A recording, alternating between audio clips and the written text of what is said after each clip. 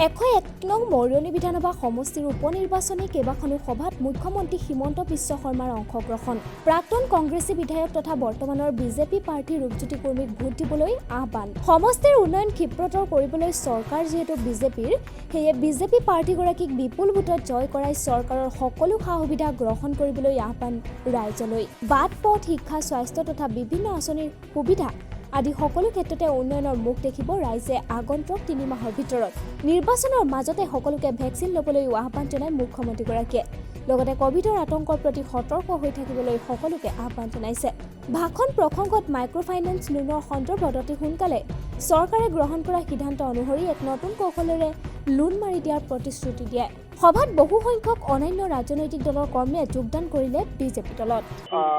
মই যিমান দূৰ জানো চেলেংহাটলৈ মই আহিছোঁ আৰু চেলেংহাটৰ মানুহে ৰূপজ্যোতি কুৰ্মীক নিজৰ ঘৰৰ ল'ৰাতকৈ বেছি বুলি মৰম দেৱালী বহুত হুলস্থুল কৰি পতাৰ কথা নাই কিন্তু যি ধৰণে আমি অসমীয়া নিয়মত চাকি বন্তি জ্বলাই আমি যি ধৰণে দেৱালী পাতোঁ আমাৰ জাতীয় জীৱনৰ যিখিনি ঐতিহ্য সেই ঐতিহ্যমতে দেৱালী হ'ব